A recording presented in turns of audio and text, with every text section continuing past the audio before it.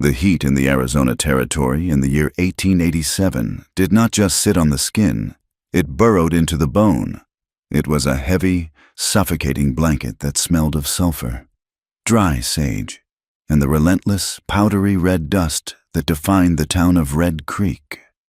Lila Garner sat by the window of the overland stagecoach, bracing herself as the vehicle lurched over a deep rut in the hard-packed earth. She was 26 years old, though the reflection she caught in the dusty glass often looked older.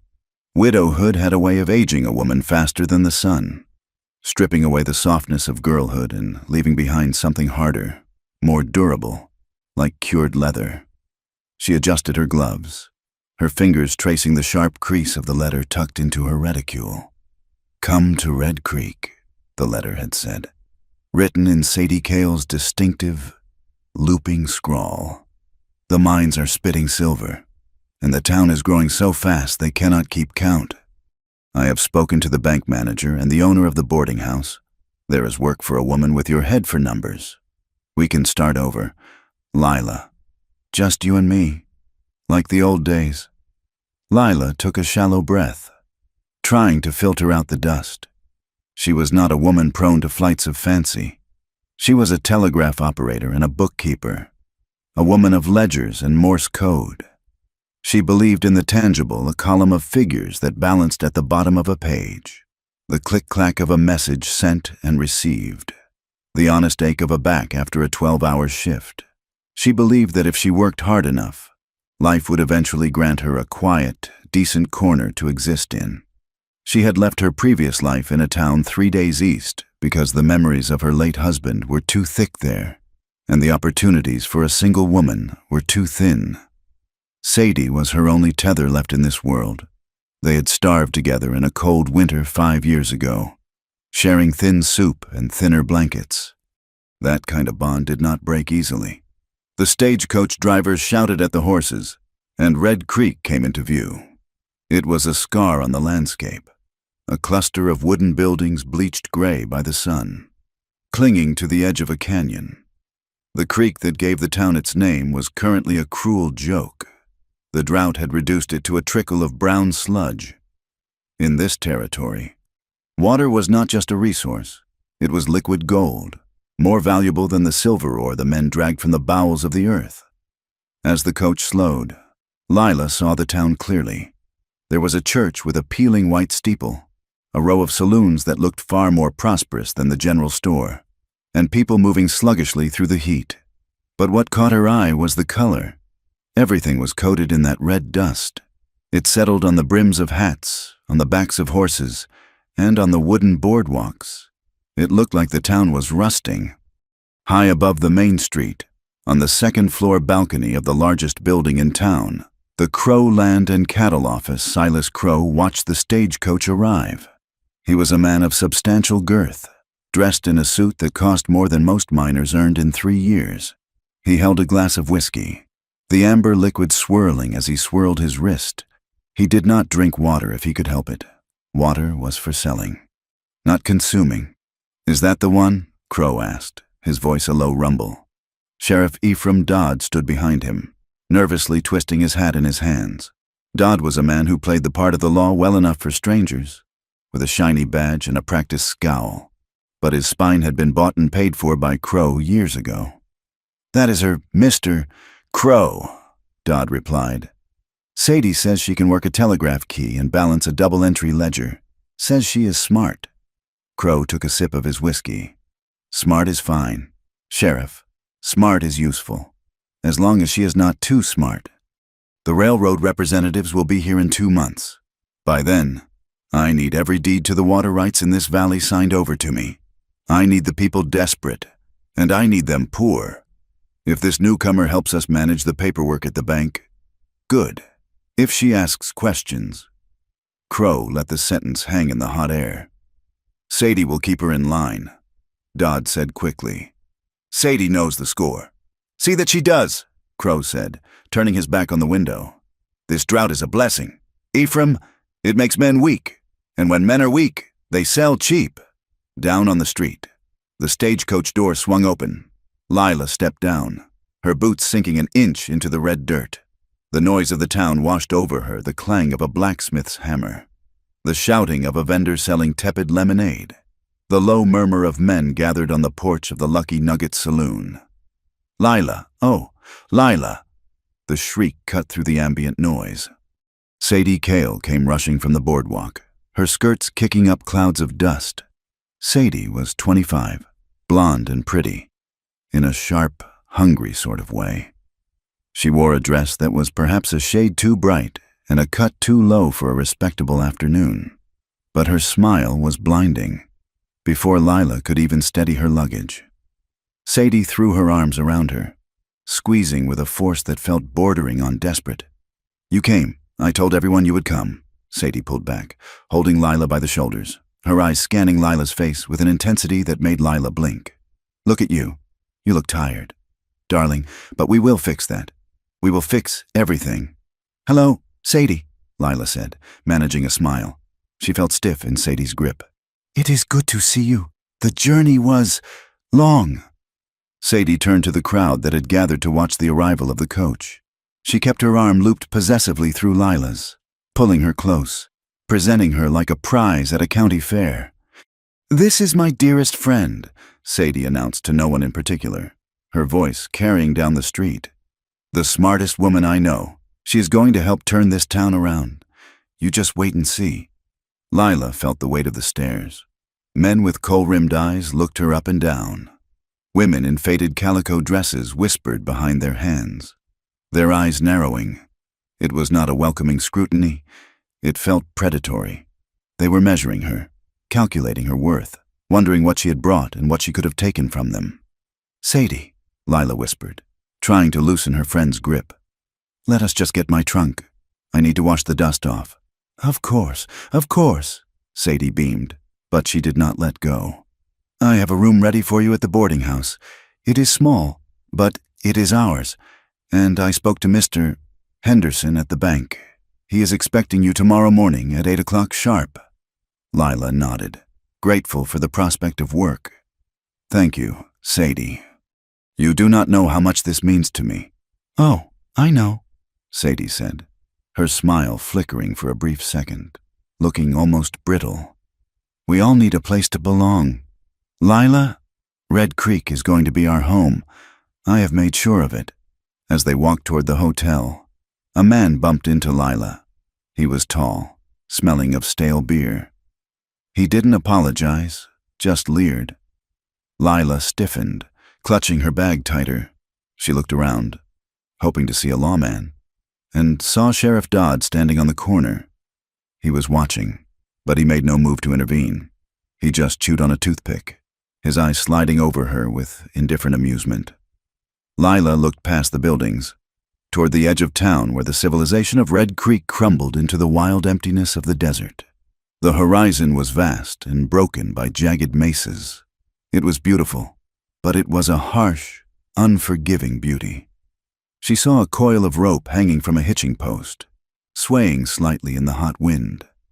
It looked innocuous, yet strangely ominous against the red backdrop, miles away from the noise of the town, in the silence of the canyonlands where the shadows stretched long and purple. The man called Nantan, known to the few white men who had met him, and lived as Kai crouched on a limestone ridge. Kai was Apache. He was perhaps 30 years old, though the sun and the wind had etched lines around his eyes that spoke of many lifetimes. He wore buckskin breeches and a faded calico shirt, blending perfectly with the stone and scrub brush. He was still, so still, that a lizard skittered over his boot without pausing. His attention was fixed on the valley floor below. He was not looking at the town of Red Creek, though he knew it was there, a festering wound on the land that drank more water than the earth could provide. He was tracking a group of 6 men riding north. They were dressed as hunters, wearing rough-spun coats and wide-brimmed hats, carrying rifles slung casually over their saddles. To an untrained eye, they were nothing more than drifters looking for game or acclaim. But Kai did not look with an untrained eye. He looked with the steady gaze of a man who had spent his life reading the language of the ground. He raised a brass spyglass, a relic from a past skirmish, and focused on the riders. They rode in a formation, 2 by 2, maintaining a disciplined distance. They sat high in their saddles, their posture rigid, not slouching like weary hunters. Their horses were well fed, their shoes new. And the rifles, they were not hunting rifles. They were repeating Winchesters, clean and oiled. Soldiers, Kai whispered in his own tongue, the word barely a breath. Or men who fight for money. He lowered the glass. These men were heading toward the pass that led to the secret springs, the few remaining water sources his people relied on. And, incidentally, the perfect ambush point for the silver shipment scheduled for the next day. Kai's face remained impassive, his expression as unreadable as the mountain face. He did not hate the white men with the fiery passion of his youth. That fire had burned down to cold, hard coals of survival. He simply understood them. He understood that they were driven by a hunger that could never be sated. They wanted the silver, they wanted the land, and now they wanted the water. He stood up slowly, keeping below the skyline. He had to move. If these mercenaries were setting a trap, they would blame it on the Apache. It was the way of things. When a white man stole, it was business. When a white man killed, it was defense. But when trouble struck, the finger always pointed to the mountains, to the savages. Kai checked his own weapons, a knife at his belt, a bow across his back, and a Colt revolver he had taken from a cavalry officer 3 years ago. He turned his gaze once more toward the distant haze of Red Creek. He felt a strange pull, a vibration in the air that usually warned of a storm, but there were no clouds. He turned and began to run, his moccasins making no sound on the rock. He moved like smoke, heading not away from the danger, but parallel to it. He needed to see what these false hunters were planning. Back in Red Creek, evening was falling, turning the red dust to a deep, bruised purple. Lila sat on the edge of the narrow bed in the room Sadie had secured. The walls were thin. She could hear a man coughing in the next room and the murmur of Sadie's voice down the hall, speaking to the landlady. Lila opened her small trunk. She took out her ledger, her inkwell, and a small photograph of her husband. She placed them on the wobbly bedside table. This was her life now. A grid of numbers and a memory. "Are you ready for dinner?" Sadie burst into the room without knocking. She had changed into an even brighter dress, yellow like a dandelion. "I suppose so," Lila said, standing up. "Sadie, about the job." "Oh, hush about the job." Sadie laughed, linking her arm through Lila's again. "Tonight we celebrate. I want everyone to know you are here. I want everyone to know that Lila Garner has arrived." Lila let herself be pulled along, but a knot of anxiety tightened in her stomach. Sadie's affection felt heavy, almost suffocating, like the heat outside. It felt like Sadie was building a wall around her, brick by brick, using smiles and loud declarations. They walked out onto the main street. The saloons were coming alive, piano music spilling out into the street. As they passed the general store, Lila saw a group of women standing by the dry town well. They stopped talking as Lila and Sadie approached. Their eyes were hard, their mouths set in thin lines. "That is the one," Lila heard one woman whisper. "The one Sadie Cale brought." "Birds of a feather," another muttered. Lila stiffened, but Sadie just laughed loudly, waving at them as if they were old friends. "Good evening. Ladies, lovely night for a stroll. Is it not?" The women did not wave back. Lila looked down at the well. It was boarded up, a heavy padlock securing the cover. A sign was nailed to it, "Water rationing in effect, by order of Mayor and Mr. Crow." "Why is the well locked?" Lila asked. "Crow controls the water," Sadie said, her voice dropping a fraction. "He says it is to ensure fair distribution. But if you have money, you don't get thirsty. Come on, Lila. Don't worry about politics on your first night." They entered the dining room of the hotel. It was crowded. As they sat down, Lila felt the collective gaze of the room turned toward them. It was the same feeling she had on the street, a mixture of curiosity and hostility. She was the stranger, the outsider in a town that was frightened and angry.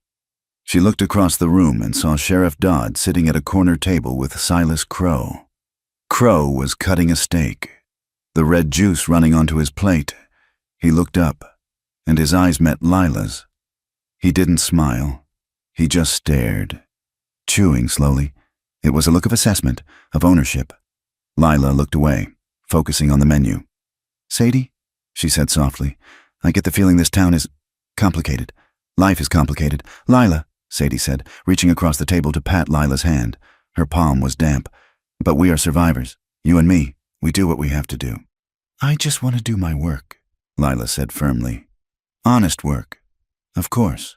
Sadie smiled, but her eyes did not crinkle at the corners. Honest work. Outside, the wind picked up, swirling the red dust into small devils that danced down the street. High on the ridge, Kai stopped running. He had found the tracks of the mercenaries again. They had stopped near a narrow canyon, the perfect choke point for a stagecoach or a wagon. He knelt down, touching the earth. It was still warm. He looked toward the town again, his steady gaze piercing the darkness. He did not know Lila Garner. He did not know that she was sitting in a dining room feeling the walls closing in. But he knew that the threads of fate were tightening. The drought, the silver, the soldiers, the town, it was all weaving together into a trap. And as Lila looked out the window of the dining room into the pitch-black night, she shivered. Despite the heat, she felt as though she were standing on the edge of a precipice, and the ground beneath her feet was made of nothing but dry sand and secrets. The waitress brought their food. "Welcome to Red Creek, honey," she said to Lila, her voice tired. "Don't let the dust get in your eyes. Once it's in there, you can never wash it out." Lila nodded, picking up her fork. She had $40 in her pocket, a friend who was trying too hard, and a job that started at 8 in the morning. She would survive this. She had to. But in the shadows of the alleyway across the street, a man struck a match, lighting a cigarette. The brief flare illuminated the face of one of the hunters Kai had been tracking. He wasn't in the canyon. He was here, and he was watching the hotel window where Lila sat. The match went out. The darkness returned, absolute and unforgiving. The sound that shattered Lila's sleep was not the wind, nor the settling of the timber in the boarding house. It was the sharp, cracking report of a Winchester rifle, followed immediately by the screams of horses and men. Lila sat bolt upright in the darkness, her heart hammering against her ribs. The thin walls of the room she shared with Sadie seemed to vibrate with the commotion rising from the street below. She looked over at the other bed. It was empty. The sheets were rumpled, but cold. Before she could swing her legs out of bed, the door burst open. Sadie stumbled in, her face pale, her hands trembling as she clutched a shawl around her shoulders. "Lila! Oh, God! Lila! Stay inside!" Sadie gasped, slamming the door and leaning against it. "It is the payroll wagon, the one from the Silver Queen mine. They say it was hit just outside of town." Lila reached for her wrapper, her mind racing. "Hit, you mean robbed?" "Robbed and shot to pieces," Sadie sobbed, sliding down the door frame to the floor. "Deputy Miller is hurt bad.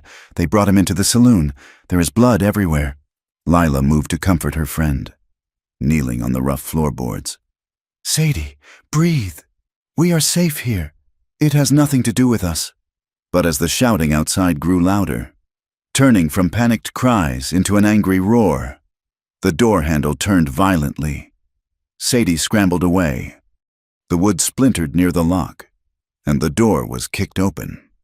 Sheriff Ephraim Dodd stood in the hallway, his chest heaving. He held a lantern in one hand and a revolver in the other. Behind him stood Silas Crow, looking less like a concerned citizen and more like a judge who had already written the verdict. "Get dressed," Dodd barked at Lila. "Both of you." "Sheriff, what is the meaning of this?" Lila stood up, pulling her wrapper tight. "We have been asleep." Dodd stepped into the room, the lantern light swinging wildly, casting long, distorted shadows. "Asleep, is that right? Then why did the driver of the wagon say the ambushers knew exactly where the strongbox was hidden under the seat? They knew the schedule, down to the minute." Crow stepped forward, his boots heavy on the floor. Someone talked. Miss Garner, someone with a head for numbers and schedules. Someone who has been asking questions. Lila looked at Crow, then at Dodd, confusion knitting her brow. I just arrived today. I do not know the schedule. I do not know anyone here except... She turned to Sadie, expecting indignation, expecting defense. Sadie was weeping into her hands, her shoulders shaking. I am sorry, Lila, she whimpered, her voice muffled but distinct enough for everyone to hear. I told the sheriff. I had to. I could not let them think it was me. Lila froze. The air seemed to leave the room. What did you tell him? Sadie looked up, her eyes swimming with tears that looked terrified, yet her voice held a strange, rehearsed quality. You asked me about the bank's safe. You asked when the silver comes in from the mines. You said you needed money to get back east, but I did not think you would actually do it. Sadie, Lila's voice was a whisper of shock. That is a lie. I never asked. Save it for the judge. If you live that long. Dodd snarled. He moved to Lila's open trunk at the foot of the bed. Let us see what the lady brought to town. He began tossing her neatly folded clothes onto the floor, her white shirtwaists, her dark skirts, her undergarments. The humiliation burned Lila's face, but the shock of Sadie's words kept her rooted to the spot. Well now, Dodd said, straightening up. He held up a piece of coarse cloth. It was stained dark gray. Ore dust, high grade, the kind that comes off a transport bag. He reached back into the trunk and pulled out a heavy iron key and a scrap of paper covered in dots and dashes. And look here, a key to the bank's rear storage, and a coded message. Dodd shoved the paper toward Crow. Lila stared at the items. I have never seen those before. That cloth, that key, they are not mine. And that paper, she squinted at it in the lantern light. That is not a real message. That is gibberish. Any operator could tell you. Enough, Crow's voice boomed, silencing the room. He took the paper, looking at it with feigned gravity. It looks like a signal code to me. A way to alert your partners outside of town. He looked at Lila, his expression shifting to a mask of pity that made Lila's skin crawl. Miss Garner, you are a woman alone in a hard land. Perhaps you were coerced. Perhaps you made a mistake. If you give us the names of the men you are working with, the men who shot Deputy Miller, I can promise you leniency. We can protect you. I have no partners, Lila cried, her accountant's mind trying to find a foothold in this madness. This is illogical. Why would I keep evidence in my trunk on the first night? Why would I rob a town I just moved to Sadie? Please, tell them. She turned to her friend, but Sadie refused to meet her eyes. She was staring at the floor, picking at a loose thread on her shawl. Take her, Crow said, his voice cold. The town needs justice. Ephraim, they need to know the snake has been caught. Dodd grabbed Lila by the arm, his grip bruising, as he dragged her out of the room and down the stairs. Lila saw the faces of the other boarders in the doorways. There was no sympathy, only fear and anger. The story had already spread. The stranger, the widow, the thief. Outside, the air was thick with the smell of dust and torch smoke. A crowd had gathered. When they saw Lila, a roar went up. That is her, a woman shouted, the same woman who had whispered by the well earlier. She has the devil's luck, a harlot and a thief. Hang her, a miner yelled, waving a bottle. Miller is dying because of her. Someone threw a handful of dirt. It struck Lila in the face, the grit getting into her eyes and mouth. She tried to speak, tried to shout that she was innocent, that she was a bookkeeper who believed in order and truth, but her voice was drowned out by the chaotic noise of the mob. She does not look like much, a man spat as she was hauled past him. Just a woman. What does a woman know about honor?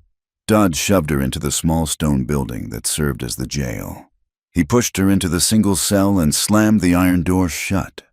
The clang of the metal echoed in Lila's skull. She stumbled to the cot, her breath coming in ragged gasps. She gripped the bars, looking out into the office. You are making a mistake, she said, her voice shaking but firm.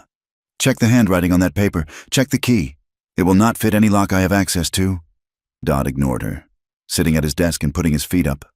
Crow stood by the window, watching the angry mob outside. "They are loud tonight," Crow observed calmly. "They are bloodthirsty." Dodd grunted. "You sure about this?" "Silas. She is a tiny thing. Does not look like she could lift a Winchester." "It does not matter what she looks like," Crow said, turning from the window. He spoke low, but in the silence of the jail, Lila heard every word.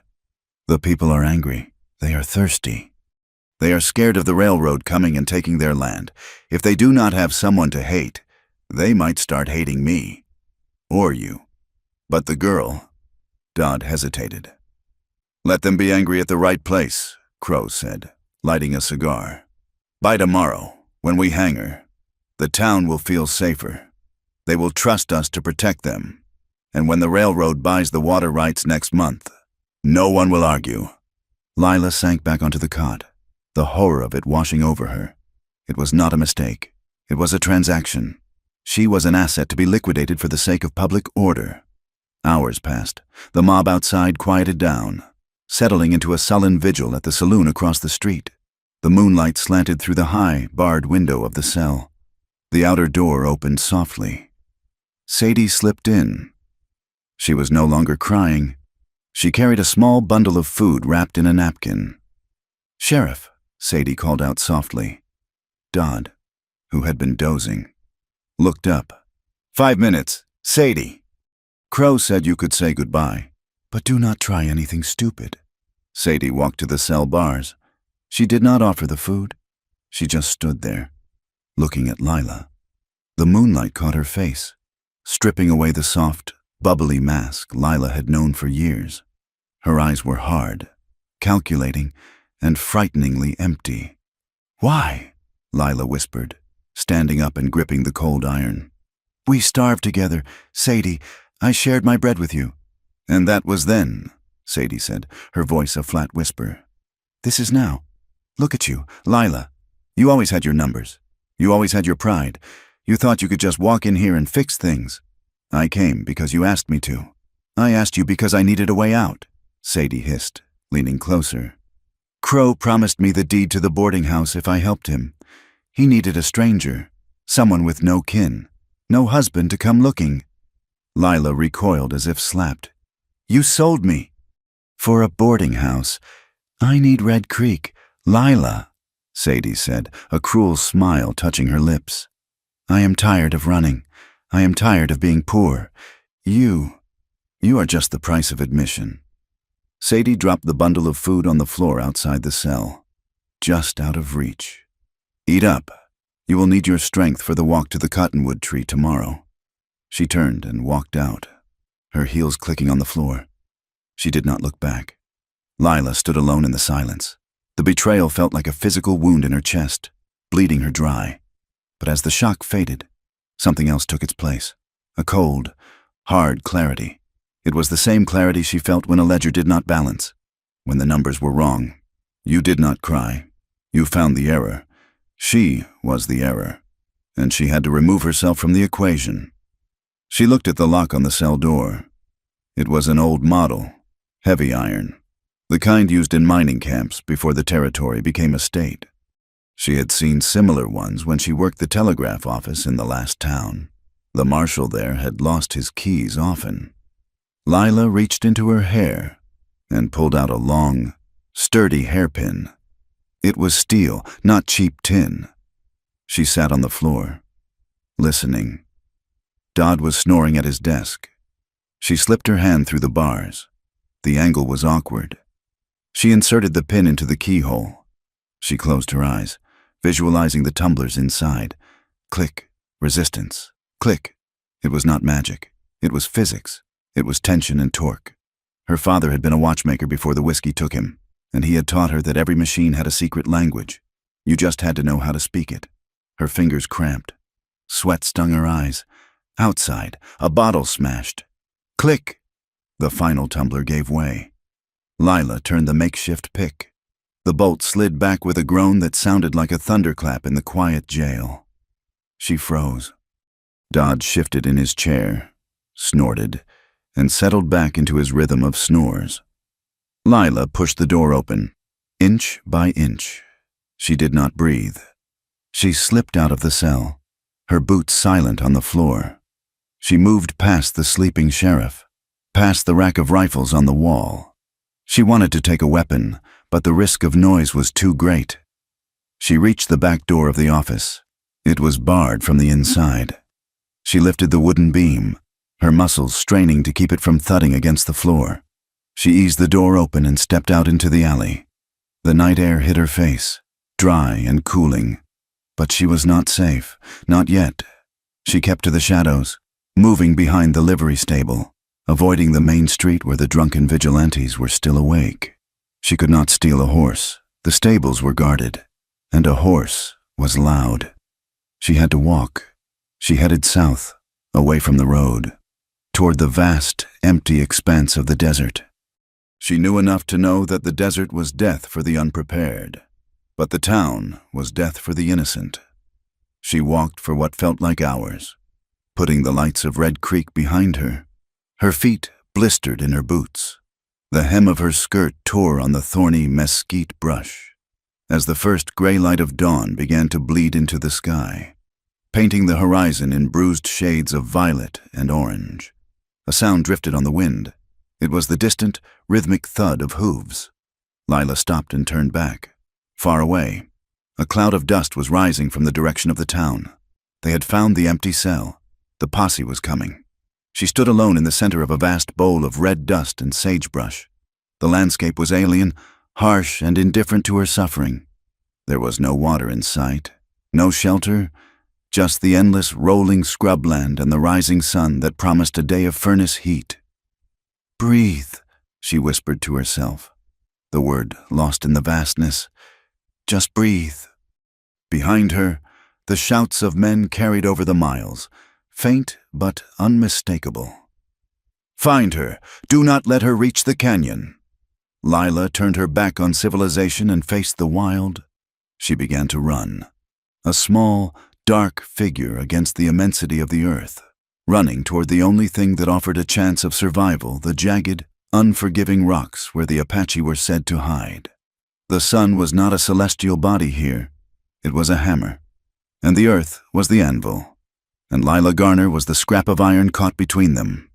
She had been walking for what felt like a lifetime, though the angle of the shadows suggested it had only been 6 or 7 hours since she fled the jail. Her boots, sensible leather meant for the boardwalks of civilized towns, were now instruments of torture. Every step sent a jolt of pain up her shins. The hem of her skirt was heavy with burrs and red dust, dragging behind her like a prisoner's chain. Thirst was a living thing in her throat. It started as a dryness, then became a scratch, and now it felt as though she had swallowed a handful of the sharp sand that stretched endlessly in every direction. She stumbled, her foot catching on a hidden root of a mesquite bush. She fell hard, the palms of her hands shredding against the gravel. Lila lay there for a moment, the heat pressing her into the ground. It would be so easy to stay, to close her eyes and let the sun finish what the town of Red Creek had started. The silence of the desert was absolute, a ringing void that made her own ragged breathing sound like a gale. "Get up," the voice of her father whispered in her memory. "The ledger must balance. Lila, you cannot leave the page half-written." She pushed herself up, her arms trembling. She looked around, her vision blurring at the edges. The landscape was a chaotic jumble of red rock, spiny cholla cactus that looked soft from a distance but tore flesh up close, and vast, blinding white alkali flats. She took a step, then another. She was aiming for a cluster of rocks that offered a sliver of shade. Perhaps 100 yards away, it seemed to recede as she walked. Then she saw him. He did not emerge from the rocks. It was as if the rocks simply rearranged themselves to reveal him. He stood on a ridge about 30 feet above her, motionless against the glare of the sky. Lila gasped, stumbling back. Her mind, feverish with dehydration and fear, immediately conjured the stories the women in town whispered: the Apache, the raiders, the ghosts of the territory. He was tall and lean, built of corded muscle and intent. He wore buckskin breeches and a calico shirt that had faded to the color of the dust. His hair was long, held back by a strip of cloth. But it was his face that arrested her. It was not painted for war. It was calm, composed of sharp planes and angles, like a cliff face weathered by centuries of wind. He held a rifle loosely in one hand, the barrel pointing at the ground. He was not aiming at her. He was simply watching. Lila tried to speak, but her throat was too dry. She raised a hand, a weak, defensive gesture. She expected a war cry. She expected violence. Instead, the man moved. He descended the slope with a fluidity that mocked her own clumsy stumbling. He did not dislodge a single stone. He moved like water flowing downhill. He stopped 5 paces from her. His eyes were dark, impossibly deep, and they held a gaze so steady it felt like a physical touch. He did not look at her with the lust of the men in the saloon, nor the hatred of the women in the church. He looked at her as a surveyor looks at a landscape, measuring, assessing, determining the truth of what stood before him. He reached for a canteen slung over his shoulder. It was an old army canteen, wrapped in wool. He uncorked it, the sound of the wet stopper popping loud in the silence. Lila lurched forward, her hands grasping. He stepped back, keeping the canteen out of reach. "Slowly," he said. His voice was deep, the English clear and unaccented, stripped of any affectation. "If you drink too fast, you will die." Lila froze. The clarity of his speech cut through her panic. He stepped forward again and held the canteen to her lips, tilting it just enough to wet them. The water was warm and tasted of tin, but to Lila, it was sweeter than the finest wine. She tried to gulp, but he pulled it away. "Breathe," he commanded. Again. He allowed her another small sip, then another. He was rationing her. She realized. He was managing her survival with the same detached efficiency one might use to tend a horse foundered on the trail. "Who are you?" she rasped, her voice sounding like grinding stones. "I am called Kai," he said. He capped the canteen. "You are the woman from the town, the one they say stole the silver." Lila stiffened, stepping back. "I did not steal anything. They lied." Kai looked at her, his gaze sweeping over her torn dress, her bleeding hands, the desperation in her posture. "I know," he said simply. "A thief runs with a horse and a gun. You run with nothing but fear." He gestured to the north. "Sit in the shade. The sun is high. We cannot move yet." Lila hesitated. Every instinct she had been raised with screamed that this man was the enemy. But the town behind her wanted to hang her. This man had given her water. She walked to the overhang of the rock and collapsed into the shadow. Kai sat opposite her, cross-legged, his rifle across his knees. He pulled a small pouch from his belt and began to mix a paste of dried leaves and saliva in his palm. Without asking, he reached out and took her hand. Lila flinched, but his grip was firm. He applied the green paste to the raw scrapes on her palms. It stung for a moment, then cooled into a dull numbness. "Why help me?" Lila asked, watching him work.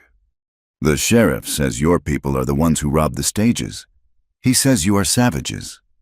Kai did not look up. "The sheriff says many things. He says the Apache poisoned the well. He says we burned the barns." He finished with her hand and looked her in the eye. "There is a group of men, 6 of them. They ride like soldiers but dress like drifters. I found their tracks near the place where the wagon was attacked.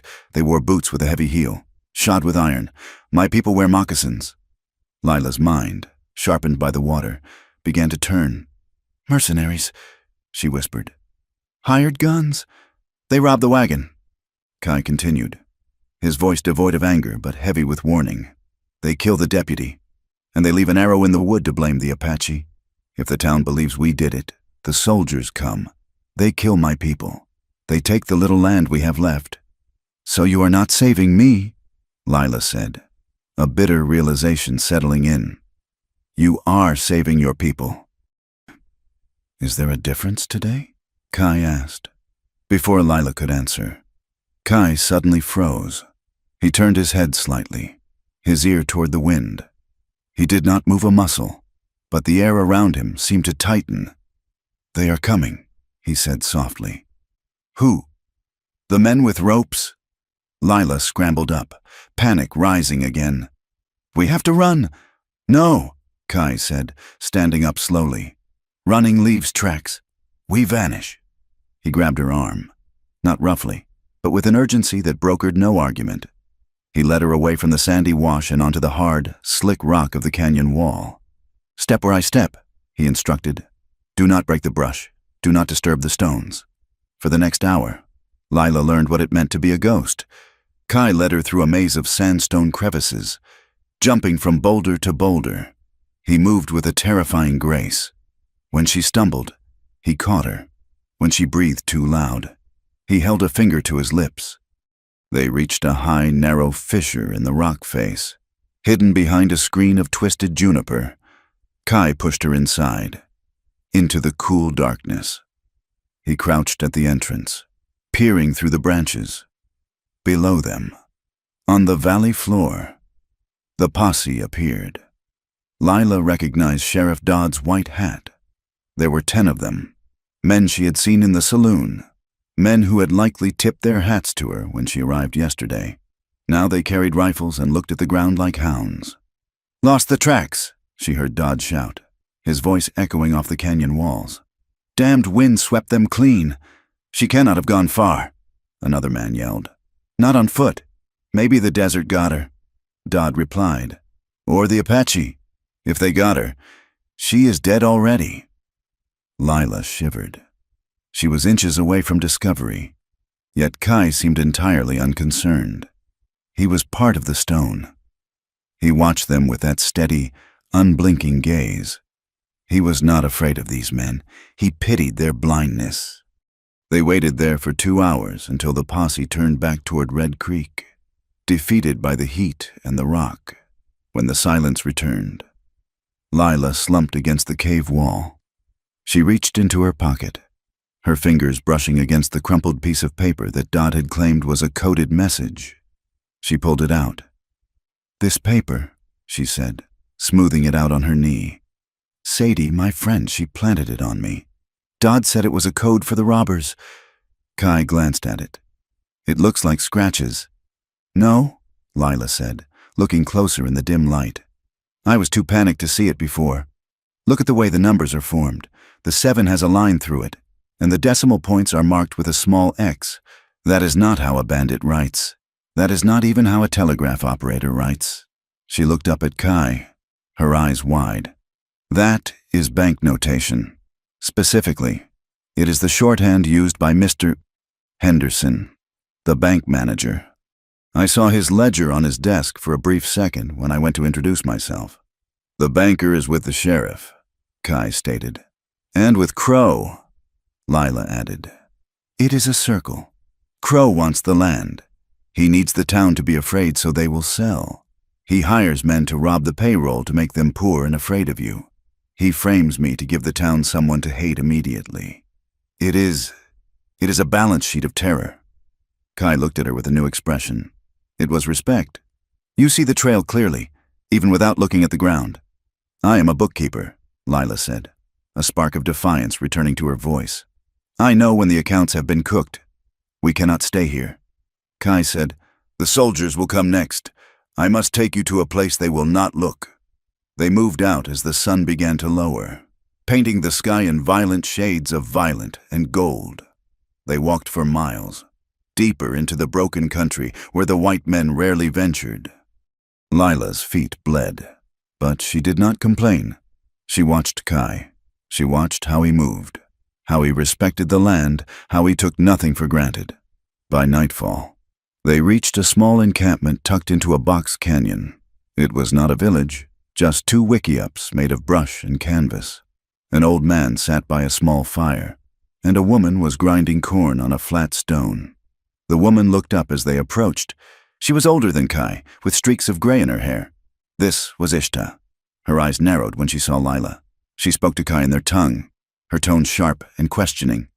Kai answered calmly, gesturing to Lila, then to the north, then to the west. He spoke at length.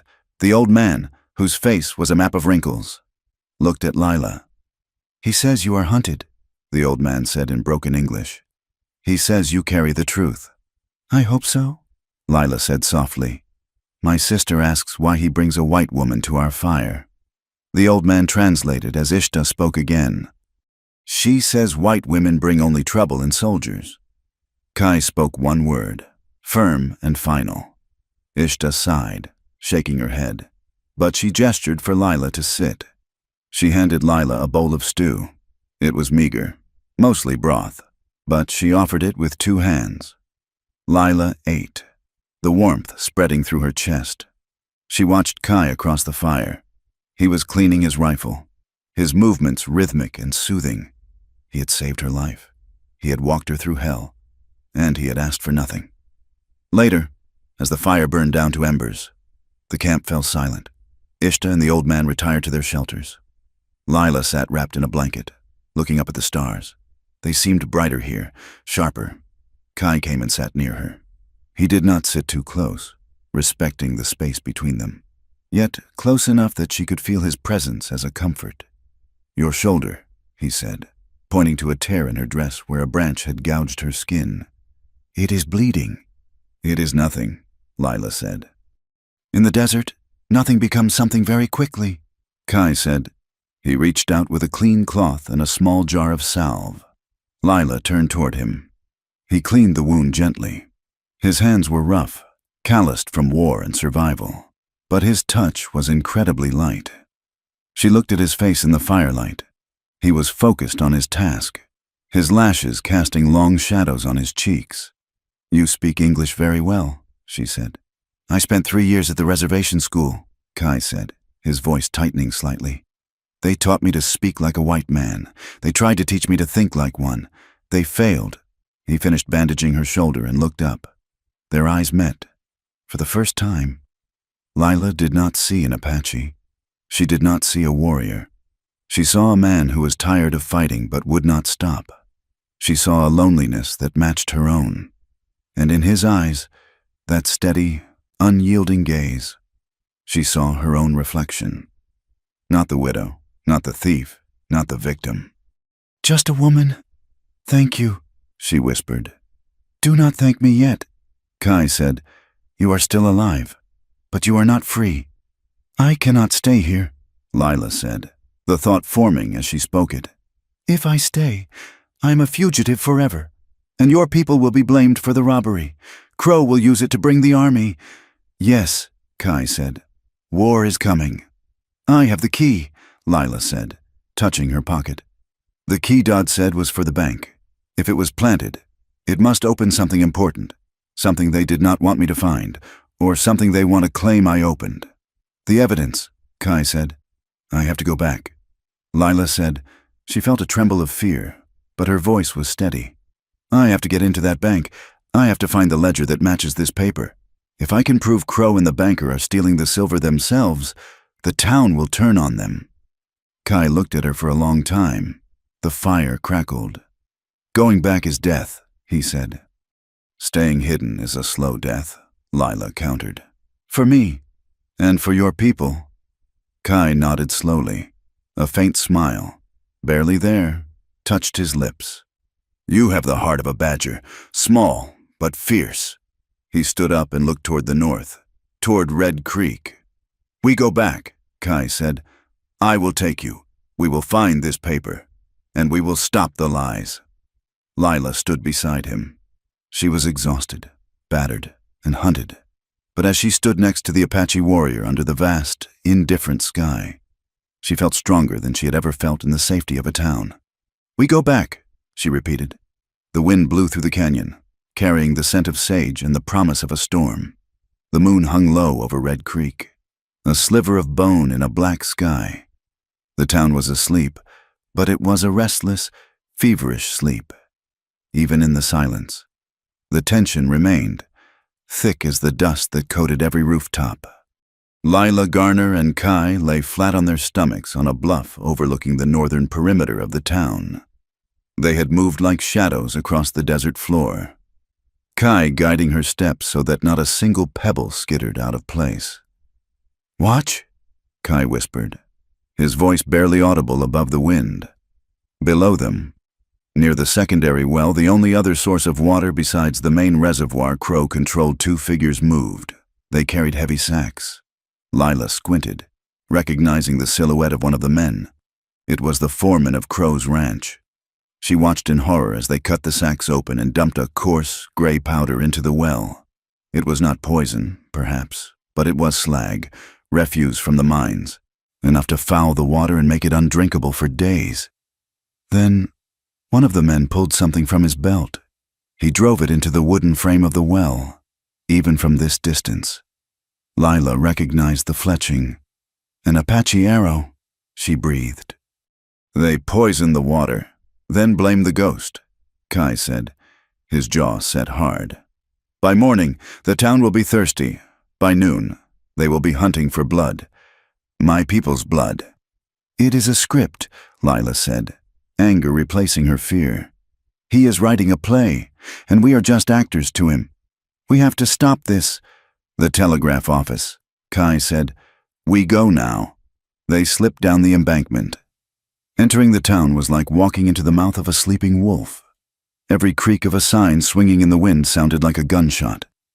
Kai moved with a terrifying silence, checking corners, listening to the rhythm of the night.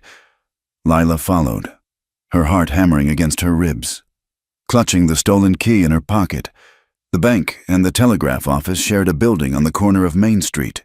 The windows were dark. Kai motioned for her to wait. He picked up a handful of dirt and tossed it gently against the side of the building.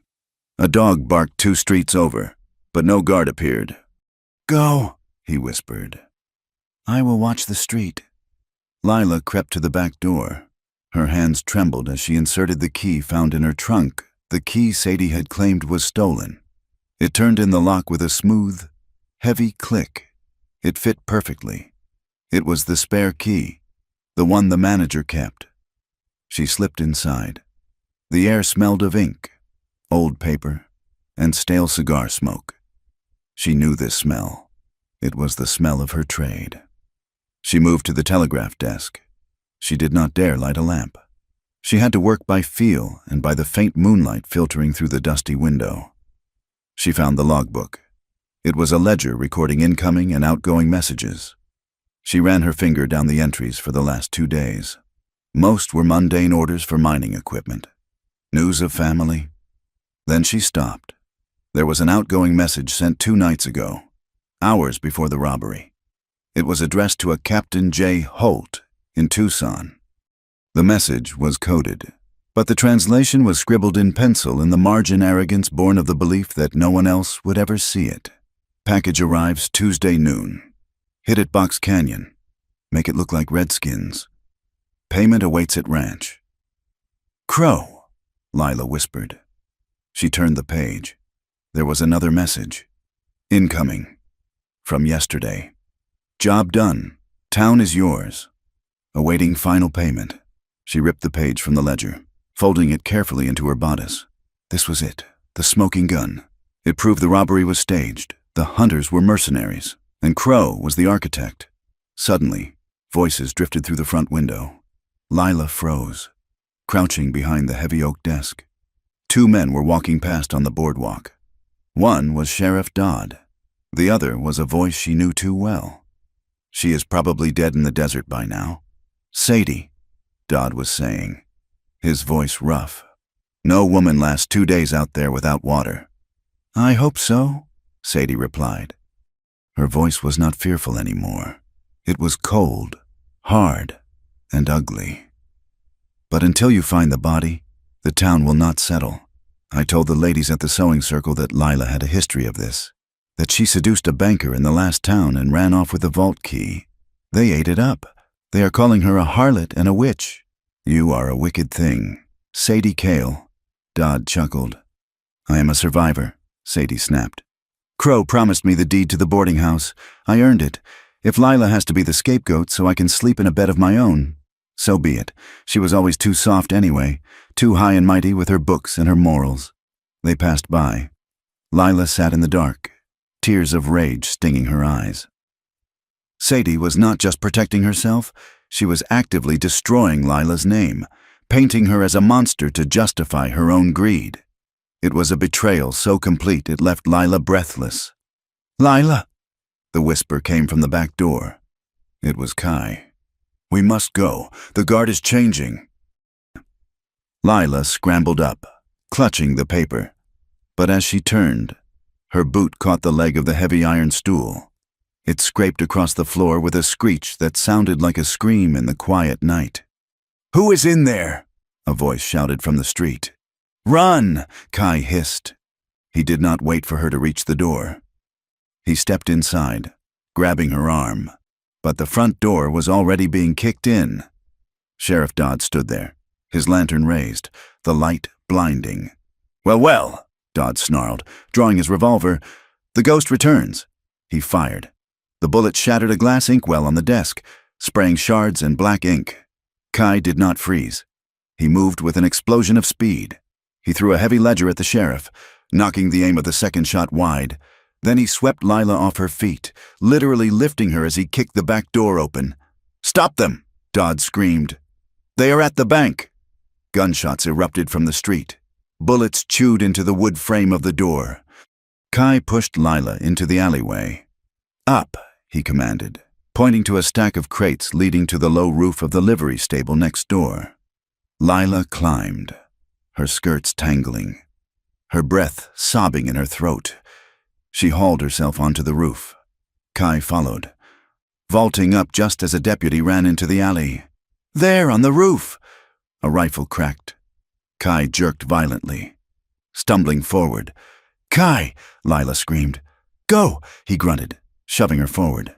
They ran across the rooftops, leaping the narrow gaps between the buildings. Below them, the town was waking up. Men were shouting, dogs were barking, and the sound of boots on wood was everywhere. They reached the end of the row. Below was the dark shadow of the lumber yard, and beyond that, the open desert. "Jump!" Kai said. They jumped together, landing in a pile of sawdust. They scrambled up and ran, disappearing into the darkness just as the mob reached the edge of town. They did not stop running until the lights of Red Creek were faint stars behind them. They found shelter in a small, shallow cave halfway up a mesa, miles from the town. It was tight, barely big enough for two, but it was defensible. Lila collapsed against the stone, her lungs burning. She looked over at Kai. He was sitting near the entrance, his rifle across his lap. He was breathing heavily, and there was a dark stain spreading on his left shoulder. "You are hurt," Lila said, crawling toward him. "It is a scratch," Kai said through gritted teeth. "Let me see." She pushed his hand away. The bullet had furrowed a deep groove across the deltoid muscle. It was bleeding freely, soaking his shirt. "We need to stop the bleeding," Lila said, her voice surprisingly steady. The panic of the flight had vanished, replaced by a singular focus. She tore a strip from her petticoat, the white cotton already stained with red dust, and uncorked their precious water canteen. "This will hurt," she whispered. Kai did not flinch as she cleaned the wound. He watched her. The firelight from the small match she struck to sterilize a needle flickered in his eyes.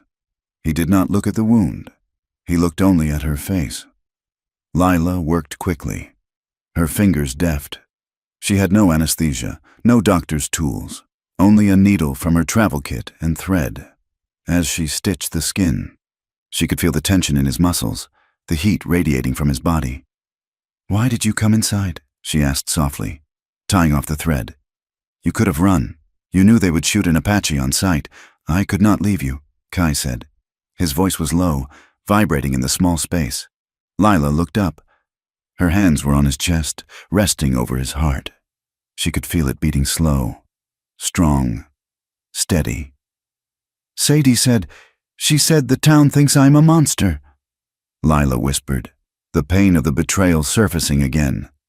"She made them hate me. I am nothing to them now, just a target." "They are blind," Kai said. He reached up, his hand covering hers.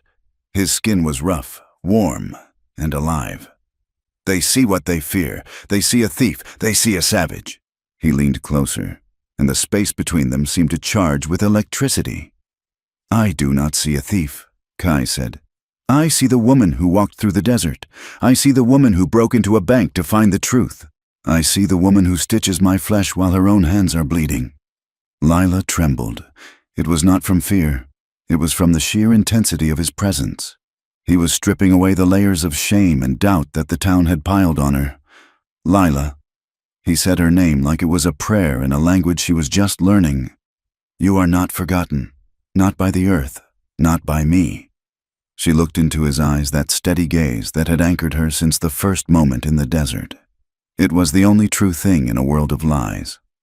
Kai, she breathed. She leaned in, and he met her halfway. The kiss was not frantic. It was not the desperate grasping of two people afraid to die. It was an affirmation of life. His lips were firm, tasting of salt and smoke. His hand moved to the back of her neck, his fingers tangling in her hair, pulling her closer, deepening the contact. Lila melted against him, her body arching to meet his. For a moment, there was no Red Creek, no crow, no hanging rope. There was only the heat of his skin, the strength of his arm around her waist, and the overwhelming realization that she had found her home not in a place, but in a person. The kiss lingered, heavy with promise and unspoken desire, before they slowly pulled apart. They rested their foreheads together, breathing the same air. The darkness of the cave wrapped around them, intimate and protective. We are alive, Kai whispered against her skin. Yes, Lila replied, but for how long? She pulled back slightly, her hand lingering on his cheek.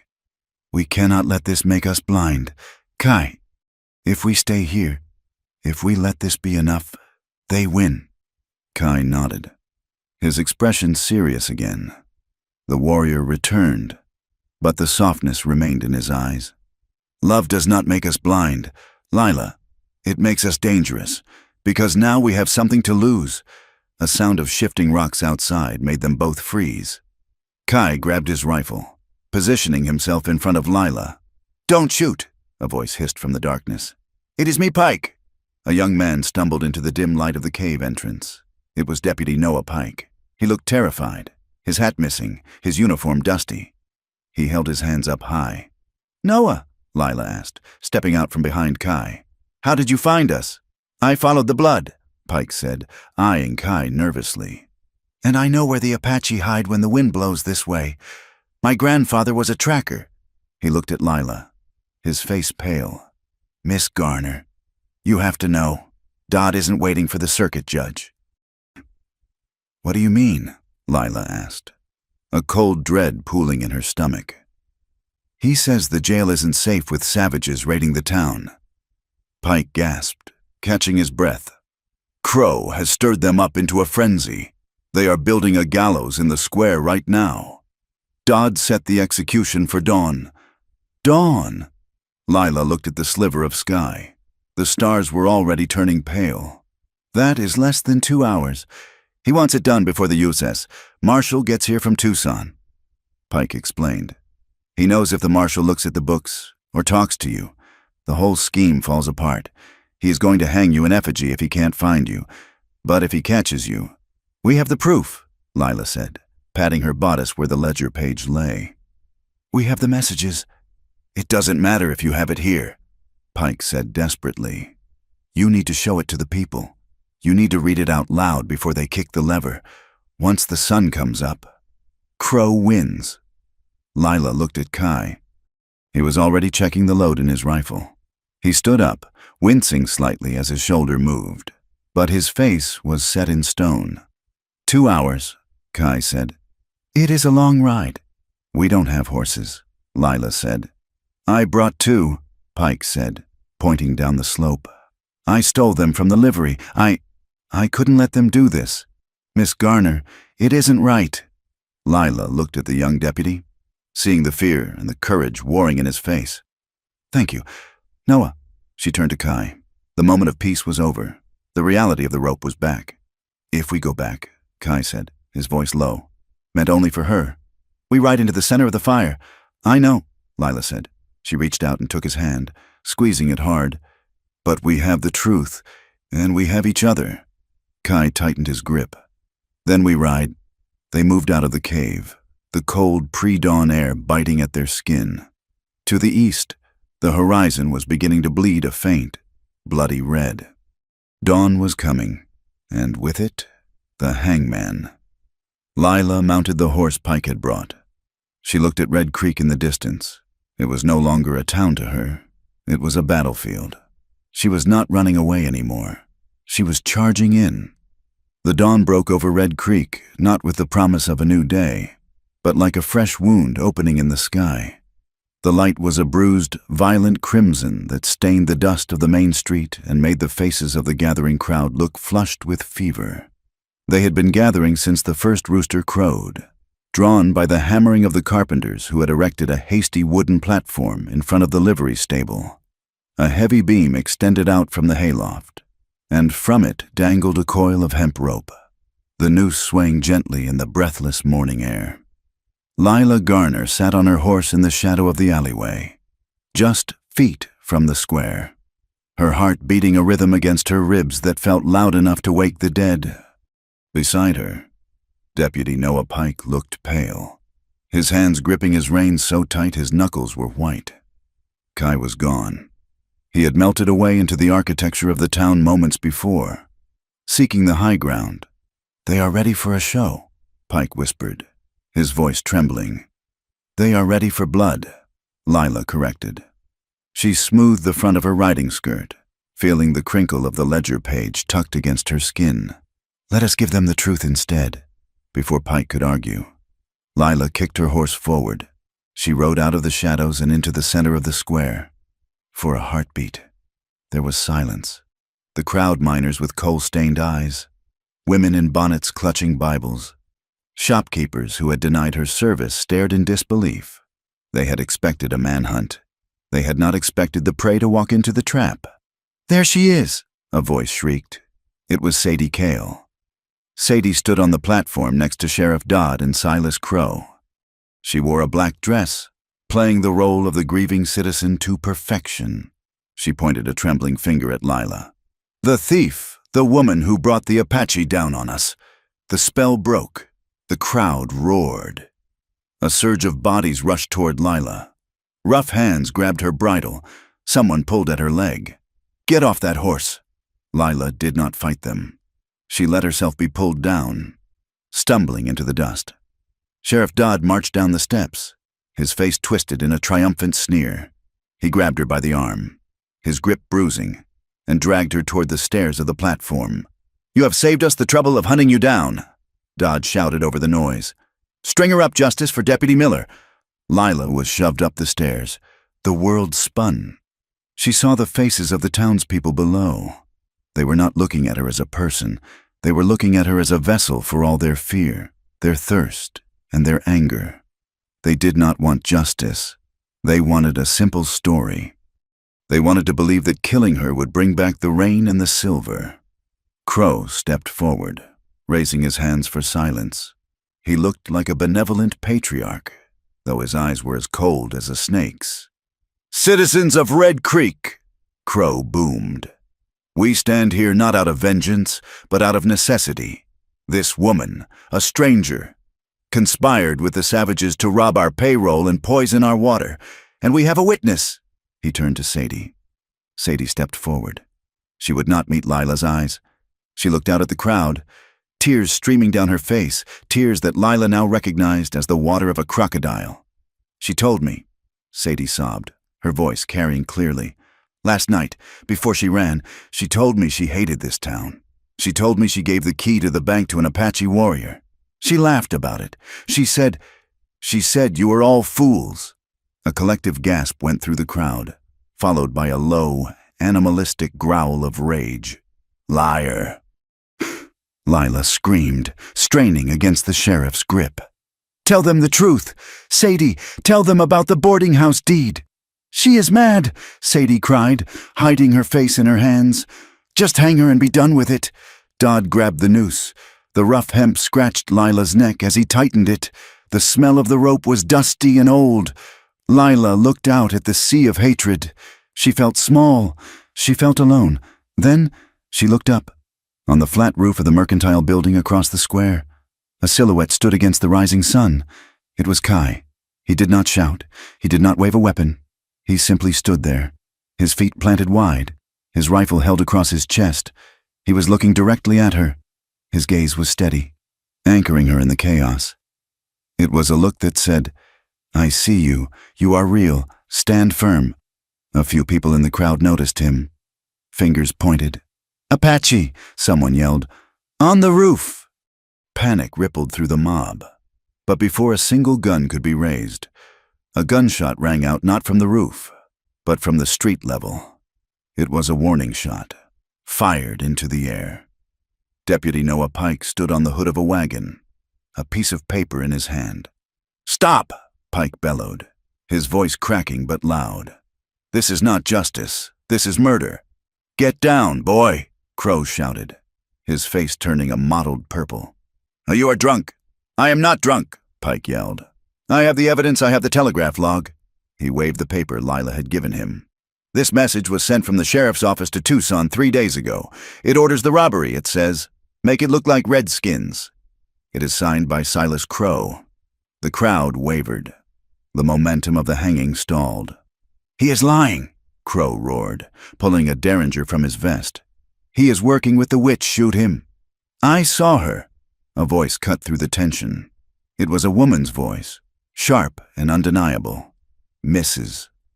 Gable, the baker's wife, a woman known for her piety and her lack of imagination, stepped out from the crowd. She pointed a flour-dusted finger at Sadie. "I saw Sadie Cale coming out of the bank's rear warehouse the night of the robbery." "Mrs. Gable announced. "I was checking my yeast barrels in the alley. She was carrying a heavy sack. And she met with Sheriff Dodd. I thought nothing of it until now." Sadie's face drained of all color. She stepped back, bumping into Crow. "Shut up, you old hag!" Crow screamed. The mask of the benevolent businessman shattered completely. Kill them all!" He raised his gun and fired at Pike. The bullet struck the wagon frame, sending splinters flying. Chaos erupted. The mercenaries, the men dressed as hunters who had been loitering in the crowd, drew their weapons. They were Crow's private army, and they opened fire on the few citizens who dared to look confused. But from the rooftops, the wind answered. Kai moved. He did not fire into the mass of people. He was a surgeon with a rifle. His first shot struck the pistol in Crow's hand, sending it spinning into the dirt. His second shot hit the shoulder of a mercenary aiming at Mrs. Gable, spinning the man around. Arrows began to fall not from the sky, but from the alleys where Kai's few kinsmen had positioned themselves. They did not aim to kill. They pinned sleeves to wooden posts. They struck gun belts, severing the leather. It was a display of precision that turned the mercenaries' aggression into panic. On the platform, Dodd released Lila to reach for his holster. Lila did not wait for a hero. She was the hero of her own story. She drove her elbow back into Dodd's stomach, doubling him over. She tore the noose from her neck and grabbed the heavy brass bell that was used to signal the start of auctions. She swung it with both hands. Clang! The sound rang out over the gunshots, jarring and loud. Lila climbed onto the railing of the platform, making herself a target, making herself seen. "Listen to me," she screamed, her voice raw. "Look at the well." She pointed to the boarded-up well in the center of the square. "Crow bought the land south of here for pennies last week," Lila shouted, reciting the numbers she had memorized from the ledger. "He sold the water rights to the railroad for $4,000. He poisoned your well to make you thirsty enough to sell. He is not saving you. He is harvesting you." The fighting in the square slowed. The truth, spoken with the precision of an accountant and the passion of a woman wronged, cut deeper than a bullet. The miners looked at Crow, who was clutching his shattered hand. They looked at the mercenaries, who were now retreating under the suppressing fire from the rooftops. Sadie Cale saw the tide turn. She saw the eyes of the women in the town, the same women she had manipulated, turn toward her with dawning horror. She scrambled toward Crow, grabbing his coat. Silas, you promised you said we would own the town. Get us out of here. Crow, bleeding and furious, shoved her away with his good hand. Get off me, you stupid girl. You ruined everything. Sadie fell hard onto the rough planks. She looked up at Crow, then at the crowd, then at Lila. The realization hit her like a physical blow. She was not a partner. She was a tool, and tools were discarded when they broke. He made me do it, Sadie shrieked, her voice shrill with hysteria. He told me he would burn the boarding house if I did not plant the key. Sheriff Dodd gave me the ore dust. It was them. It was all them. Sheriff Dodd, who had been trying to sneak down the back stairs, froze as 20 guns turned in his direction. Sadie, shut your mouth, Dodd hissed. It is over, Ephraim, Lila said, standing tall on the platform. The rope lay at her feet like a dead snake. The ledger does not lie. Crow, realizing his empire of dust had collapsed, made a desperate move. He lunged for a horse near the stage, intending to trample his way out.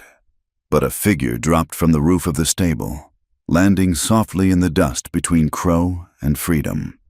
It was Kai. He stood up, towering over the wounded cattle baron. He did not raise his rifle. He simply looked at Crow. The steady gaze that had comforted Lila now fell on Crow with the weight of a mountain. It was a look of absolute judgment. Crow faltered. The horse reared, sensing the tension. Move, Indian! Crow spat, though his voice wavered. The water belongs to the earth, Kai said, his voice calm enough to be heard across the silent square. You cannot sell what breathes. Crow fumbled for a knife in his boot. A shot rang out. Crow's hat flew off his head. At the far end of the street, a group of riders appeared. The lead man wore a badge that caught the sun. It was the U.S. Marshal from Tucson. Drop it, Crow! The marshal shouted. We met a young deputy on the road. Seems he had a lot of interesting things to say about silver shipments and telegraph codes. Crow's shoulders slumped. He dropped the knife. The townspeople stood frozen. The anger that had been directed at Lila now hung in the air, seeking a new target, but finding only shame. They looked at the rope. They looked at Lila, standing with her bruised neck and torn dress. And they looked at the Apache warrior standing guard between them and the corrupt men they had trusted. Lila walked down the stairs. She did not run to Kai. She walked to him. The crowd parted for her. Their eyes lowered. She stopped in front of him. The dust of the fight swirled around them. You came, she said softly. I said I would stand. Kai replied. He looked at the red mark on her neck, and for a second, his calm mask cracked, revealing a flash of fierce, protective anger. He reached out, his fingers hovering near the bruise but not touching it, as if afraid he might hurt her further. It is over, Lila said. The fighting is over, Kai corrected. The healing is harder. Sadie was being led away by the marshal's men, weeping loudly, begging for mercy from a town she had tried to sell. Dodd was in handcuffs. His head hung low. Lila looked at Sadie, feeling a pang of old friendship that tasted like ash. There was no victory in this, only survival. She turned back to Kai, in the middle of the town that had tried to kill her, under the gaze of the people who had hated her. She reached out and took his hand. I am not going anywhere. Kai, she said. Kai squeezed her hand. His steady gaze swept the crowd, challenging anyone to object. No one did. Then neither am I, he said. The sun finally cleared the horizon, burning away the red dawn and bathing the town in the harsh, revealing light of the morning. The rope swung empty in the breeze, a monument to a tragedy narrowly averted by the courage of a woman and the loyalty of a stranger. The dust in Red Creek did not settle all at once. It hung in the air for hours after the shouting stopped, a fine, copper-colored mist that tasted of gunpowder and shame. The town square, so recently a theater of violence, was now quiet. The gallows stood empty. The rope coiled on the platform like a sleeping snake that had been denied its meal. But the silence was not peaceful. It was heavy, suffocating, filled with the shuffling feet of men and women who could not look one another in the eye. Sheriff Ephraim Dodd sat on the edge of the watering trough, his hands manacled behind his back. He looked smaller without his badge, his chest deflated, his eyes darting nervously toward the marshal's deputies who stood guard. Beside him, Silas Crow sat on the ground, his fine suit ruined by the dirt, his hand wrapped in a bloody bandage. Even in chains, Crow held his chin up, his eyes burning with a cold, aristocratic fury, as if he could not quite believe that the world had dared to hold him accountable. Lila Garner stood near the telegraph office, watching them. She felt a strange hollowness in her chest. There was no surge of triumph, no sweet taste of victory. There was only exhaustion, a bone-deep weariness that made her knees tremble. "They will be taken to Tucson," the marshal said, stepping up beside her. He was a gray-haired man with a mustache that hid his mouth, his voice gravelly from years of breathing desert sand. "Judge Parker does not look kindly on men who poison wells and incite riots." "And Sadie?" Lila asked. Her voice felt fragile, like dry leaves. "She goes with them," the marshal said. "Accessory to robbery, perjury, attempted murder." Lila looked toward the wagon where Sadie Cale was being held. Sadie was not crying anymore. She sat huddled in the corner of the wagon bed, her face pale and streaked with dirt. She looked young, terribly young, and broken. Lila walked over to the wagon. She did not know why. Perhaps she needed to see the end of the thread that had bound them together since that starving winter 5 years ago. Sadie looked up. Her eyes were red-rimmed, but the hardness was gone, replaced by a terrified vacancy. "Lila," Sadie whispered. I did not think they would actually hang you. Crow said he would stop it at the last minute. He said he just needed to scare them." "You are lying to yourself." "Sadie," Lila said softly. "You knew. You watched them build the platform." "I wanted to go home," Sadie said, her voice cracking. "I just wanted a house with a floor that wasn't dirt. I was so tired of being hungry. Lila, you understand that, don't you? We were always so hungry." Lila looked at the woman who had once shared a single blanket with her to keep from freezing. She remembered the Sadie who had laughed when they had nothing, but that Sadie was gone, consumed by the Red Creek heat and the rot of greed. "I understand hunger," Lila said, her voice steady. "But I never ate my friends to fill my belly." Sadie flinched as if struck. She reached a hand out, fingers trembling. "Lila, please, tell them I was scared. Tell them Crow forced me. They will listen to you now." Lila stepped back, out of reach. "I will tell the truth. Sadie, that is all I have left, and that is all you have left." The deputies climbed onto the wagon seat. The whip cracked. As the wagon lurched forward, beginning the long journey to the territorial prison, Sadie did not scream. She just slumped against the wooden slats, watching Lila get smaller and smaller, until the dust swallowed her up. Lila turned back to the town.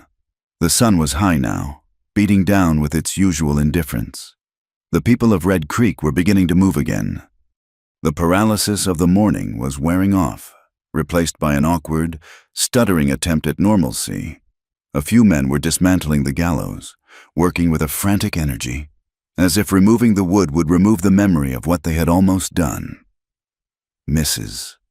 Gable, the baker's wife who had provided the crucial testimony, walked past Lila. She paused, adjusting her bonnet, her face flushing a deep pink. I will have fresh bread tomorrow," Mrs. Gable said, addressing the air somewhere over Lila's left shoulder. If you find yourself hungry. Thank you, Mrs. Gable," Lila said. "Mrs." Gable nodded jerkily and hurried away. It was a start. It was not an apology. Not really. It was a transaction. "I saved your life. You accept my bread, and we pretend I did not call you a harlot yesterday." Others were less gracious. As Lila walked down the boardwalk, the owner of the general store suddenly found a very interesting spot on his window that needed cleaning. Turning his back to her, 2 women crossed the street, lifting their skirts to avoid the dust, their eyes fixed firmly on the horizon. They were ashamed, and shame. Lila knew, often looked a lot like anger.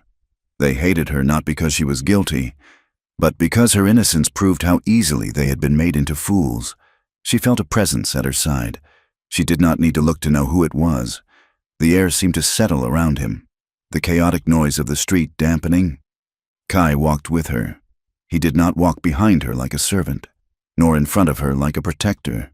He walked beside her, his stride matching hers.